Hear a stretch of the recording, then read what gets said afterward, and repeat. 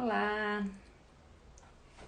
Eu falei no vídeo anterior sobre a consciência dos desejos e as urgias, e que essa foi uma palavra que Jesus deu aos seus discípulos no final dos tempos. Olhem, se acautelem com isso, cuidado, presta atenção, que isso vai dominar a vida de vocês, né? E ainda dentro desse mesmo tema, Jesus continua o versículo dizendo, olha, cuidado com os excessos dos desejos, né, as orgias que ele nomeou, e cuidado também com a embriaguez desse tempo.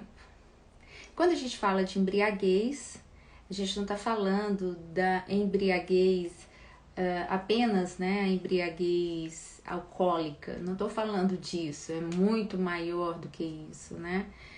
Talvez, ironicamente, o primeiro milagre de Jesus nessa direção foi transformar água em vinho. Quer dizer, Jesus não era um anti-alcoólico, ele não era. Jesus era contra tudo, absolutamente tudo que fosse feito sem consciência, né? Tudo que fosse feito sem consciência, do primeiro gole ao último gole que se faça, que seja feito com consciência. Mas quando Jesus fala para os seus discípulos em Lucas 21, no versículo 34, quando ele vai falar da embriaguez desse tempo, ele não está falando do álcool nas pessoas. Antes fosse, né? Porque o álcool daria conta da gente mudar a nossa história, mas não. Ele está falando do entorpecimento das mentes, da embriaguez que embriaga a percepção, embriaga os sentidos, as ideologias que tomam conta dos indivíduos e principalmente dos próprios discípulos, né? É importante a gente ter essa noção que Jesus não estava falando para samaritanos, para pessoas outras que não o conhecessem. Ele está falando para pessoas que conheciam ele, que vinham de uma cultura judaica, que sabiam os rituais, né? Tudo, as profecias, conheciam os profetas, Isaías, Jeremias, Miqueias, né? Então ele está falando para discípulos, para homens e mulheres que conheciam que tinham esse arcabouço de conhecimento, vinham dessa história. E hoje, para nós, não é diferente. Essa palavra, a gente não fala essa palavra para quem não conhece a Deus. A gente está falando para quem conhece a Deus. Então ele está falando, olha, cuidado com a embriaguez desse tempo, cuidado com a forma com que as pessoas estão pensando, estão conduzindo as suas vidas. Muitas vezes fixadas em um ponto, sem transcendência. É uma fé que não é no firme fundamento das coisas que se não vê, como diz Hebreus, mas é no fundamento do real que se compra, do poder que se adquire, do status que se estabelece com a presença de X ou Y. Jesus está falando para nós, discípulos, termos cuidado com essas formas de pensar diversas que tiram o real sentido da presença de Deus nas nossas vidas, né? Esses dias mesmo eu vi uma igreja, uma determinada igreja, isso mesmo, que estava vendendo rifa de uma arma. Eu fiquei pensando, oi? Como assim vendendo rifa de uma arma? Vender uma arma? É isso que a igreja... Tem certeza que é só isso que a igreja tem a oferecer? Né? Alguém vai dizer, acho que tem a ver, não tem nada. Eu falei, olha, não tem nada se não tivesse a ver com Jesus. Talvez não tivesse, eu também não vejo. Mas partindo do princípio do que Cristo fez, do que Cristo representa, da sua essência para nós como cristãos, é de se questionar o que nós estamos fazendo hoje enquanto discípulos, né, que verbalizamos o seu nome, em que direção? Em direção de poder? Então o que Jesus está dizendo para a gente, olha, abram os seus olhos.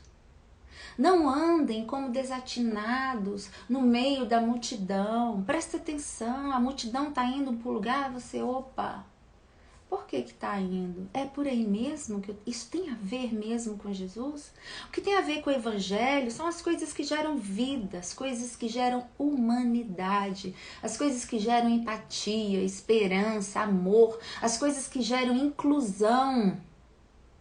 Isso tem a ver com Jesus, isso tem a ver com o Evangelho.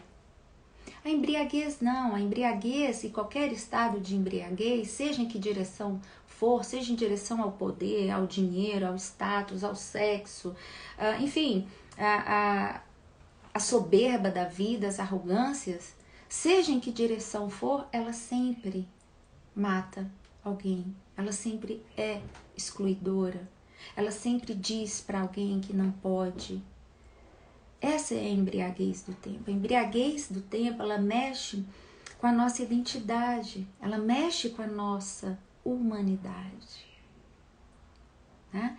Porque, vamos para um exemplo simples, o embriagado, ele perde a noção, às vezes, do certo e do errado.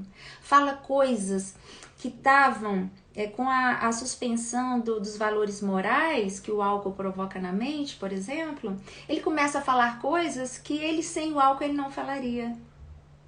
Então, quando nós, como discípulos, vivemos de maneira embriagada, é da mesma forma. Nós falamos algo, falamos coisas, tomamos posturas que em Jesus, no caminho de Jesus, isso não seria possível. Porque quando a gente é habitado por esse Espírito, nós somos também continuamente educados por Ele. Então, se Jesus disse, olha, cuidado com os excessos dos prazeres que vocês buscam ordenadamente, como eu falei no outro vídeo, aqui Ele está dizendo, olha, cuidado também com o que você pensa. Cuidado nas ideologias que você busca para viver. Se elas não pautarem, né, por esse caminho de reconstrução humanitária, de resgatar o perdido, né, de dividir quem tem muito com quem tem pouco ou quase não tem, né, de dividir sabedorias, conhecimentos, de acolhimentos, isso faz parte da nossa humanidade. Né? Eu tenho dois cachorros que eles se acolhem. É muito legal. Eu olho para eles e eu penso assim, são quase humanos.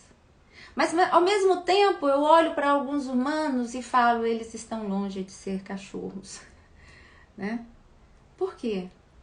Porque isso está longe de nós, esses acolhimentos, né? A fuga da embriaguez, pelo contrário. Né? Se alguém falar que pau é pedra, não, fulano falou porque é, né, uma autoridade, alguma coisa, pau é pedra. Não, amigo, não, meu irmão e minha irmã. O que Jesus está nos ensinando e o que Ele quer nos ensinar é que a gente tem uma consciência não superficial dele, mas uma consciência profunda. Né? Quem vive com consciência superficial engole qualquer coisa, acha que qualquer coisa é certa e não é assim. Em Cristo, o critério de valoração do que de fato é bom, é ruim, o critério de valorização, que às vezes nem passa só por isso, né? Passa também pelo o que é ruim, o que é menos pior. Esses critérios a gente só consegue vencer quando a gente tem uma mente muito focada nas questões do amor. Porque o amor, ele não se ensoberbece, o amor não se exclui, o amor não se embriaga. Tá? Não se embriaga com ideologias vãs, com pensamentos deturpados. O verdadeiro amor, antes, né, ele se deixa ser consumido e passa a dar frutos de esperança, né, frutos genuínos, de uma humanidade genuína. Então, quando Jesus falou para a gente não se embriagar, Ele estava dizendo, olha, voltem para a essência, para o que de fato faz sentido. Né? Conheçam o caminho da verdade e da justiça. E vocês vão ter uma consciência livre, né? Desembotada, Paulo vai dizer, né? Desembotada, aberta para o que de fato é importante, para o que de fato alimenta, para o que de fato é vida nos nossos dias. É isso, é para esse caminho de vida e de esperança que o Senhor nos chama, e é nesse caminho que o Evangelho pode nos levar. Pense nisso, reflita, leia esse texto, né?